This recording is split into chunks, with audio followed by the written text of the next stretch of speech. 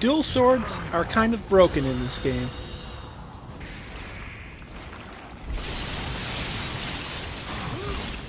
Hello, this is Tolvo. Welcome to Let's Play Nioh, episode 22. We're going to be just doing some catching up on all of the missions that we have not completed yet in the base game. Or, well, it's not technically vanilla because of a lot of these missions were added after the game's release. We'll also be dealing with the masters. You have to defeat each individual master to unlock the mystic art for that weapon. To fight the master, you must do the warrior veteran mission, I believe, which then unlocks the ability later on to do the master mission for whichever weapon you're using. You then have to have, I believe it's either 50,000 or 500,000 skill with the weapon, which you gain from using it a lot. This is Ashikage Yoshiteru. I said that very weirdly. Ashikage Yoshiteru.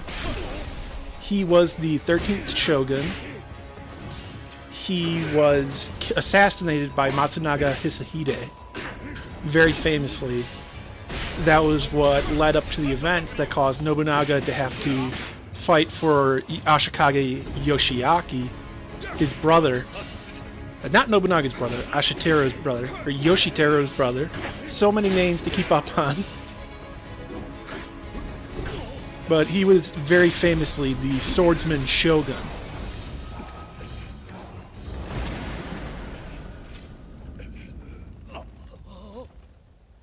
This episode will also have minimal commentary because of a lot of it is just fighting bosses that we've seen before. That's what a lot of the endgame of Nioh, before taking into account the DLC, is just refights. Usually against multiple bosses at once.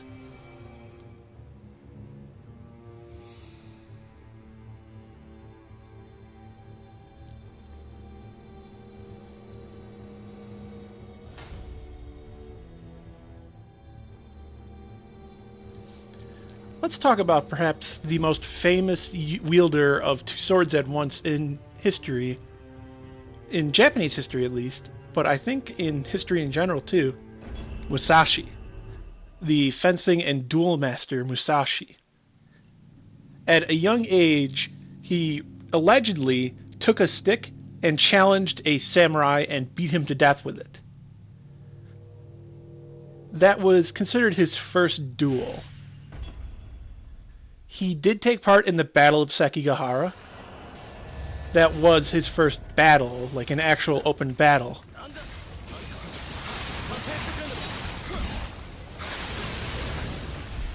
He was considered a master swordsman. He used a lot of psychological attacks upon his enemies, of attacking their honor. He would often wait for duels to happen for long periods of time. So as the opponent would get tired and frustrated and angry with him, he would just be fine and rested and waiting. So that when they dueled, Musashi had a distinct advantage.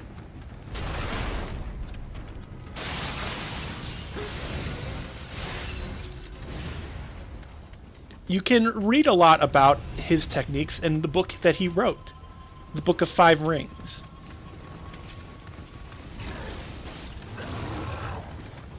A very famous technique of his was the way of dealing with multiple opponents at once, which was to run away from them, and as they chase you, turn around and kill the fastest person, and then keep running. Because people will run at different speeds and be able to run for different lengths of time. That way you can separate them one by one, because they can't all run at the exact same speed. Then, when you've singled one out at the front, you just kill them with one blow, and then keep running and doing it over and over.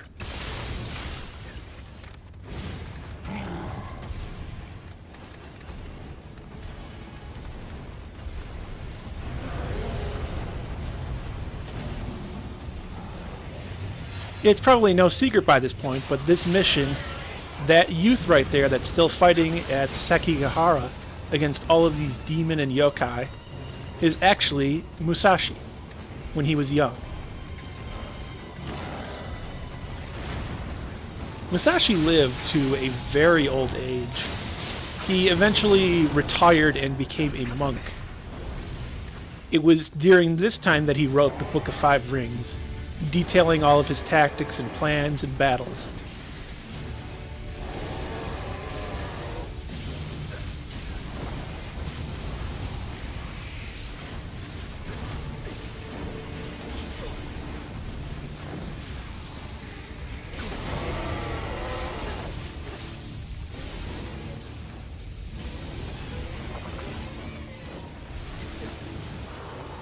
Also, you fight Nioh a lot in this game. Or Nioh.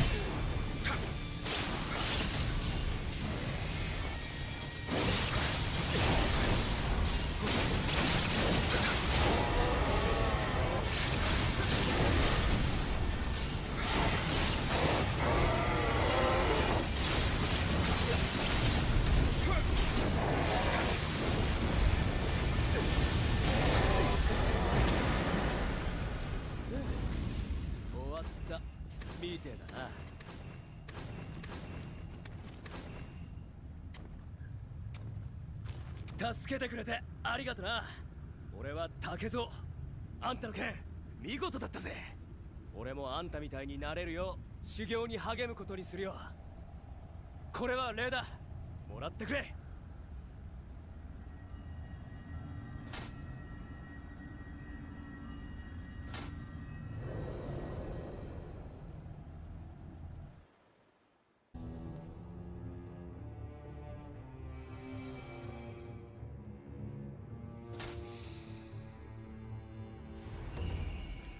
So, at the Torii Gate in the menu, you're able to do co-op with other people.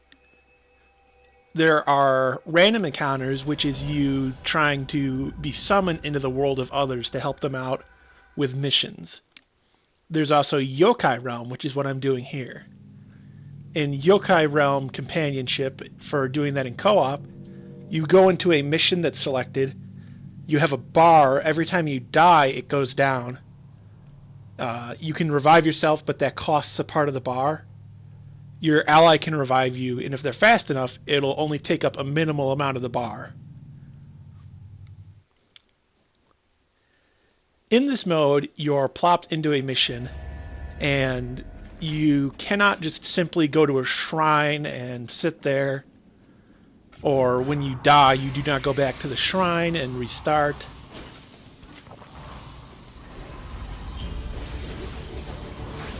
You'll fight alongside a teammate. It's mostly useful for the boss encounter missions where it's just a boss.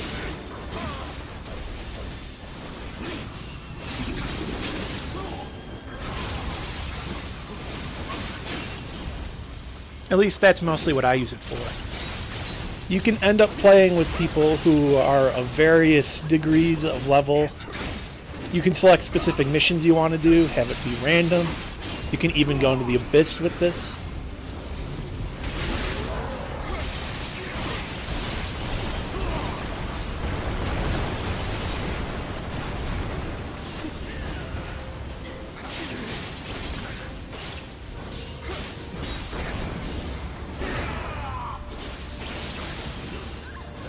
Because it's based on what mission you're selecting, you can also end up playing with people who are incredibly over-leveled. I've ended up playing with people who are level 750. I think some people just go into this mode so they can one-shot bosses for players trying to do completion stuff. Which is, you know, handy.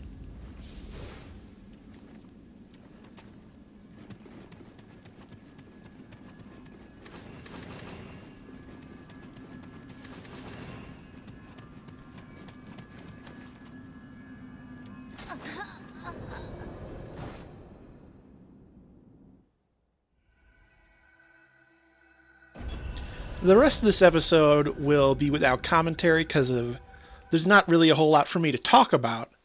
There's nothing new going on. It's mostly refights and then fighting the dojo masters.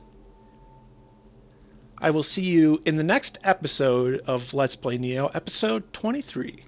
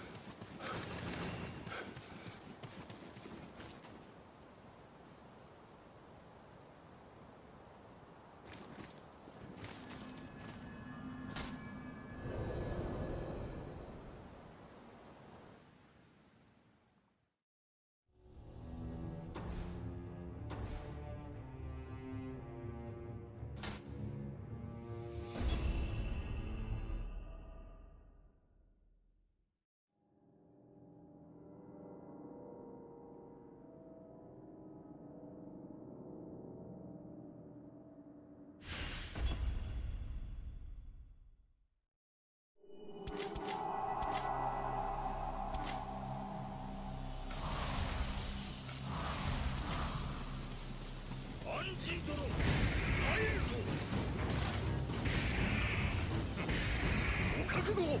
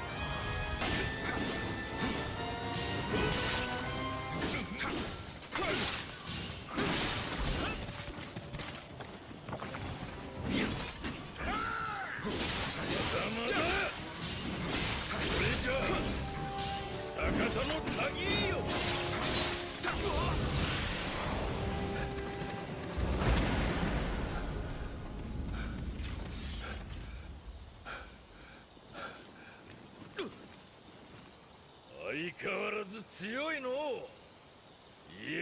痛快じゃ。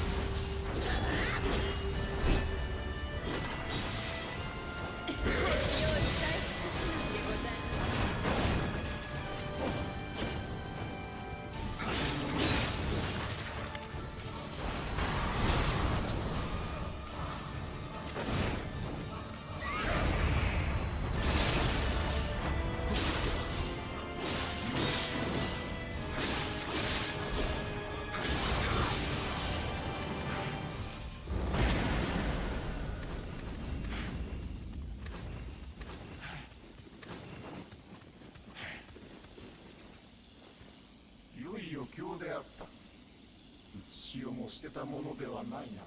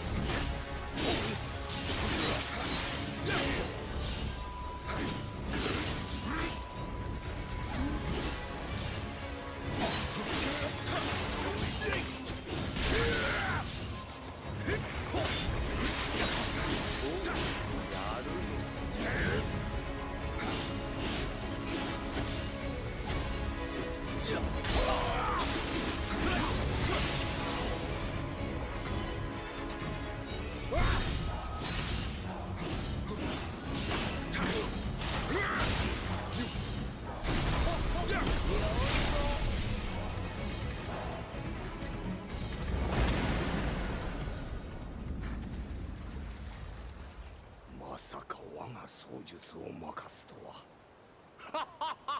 見事じゃ。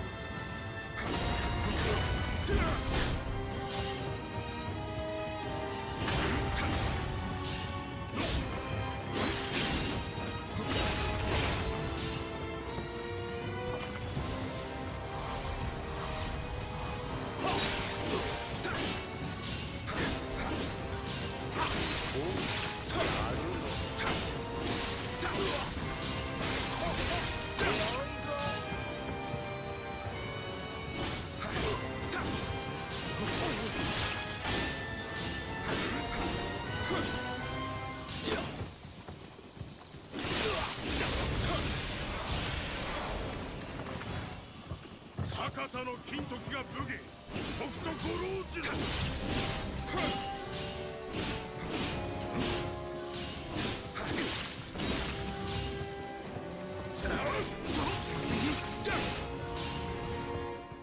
よいぞ、もっと打ち込まれ。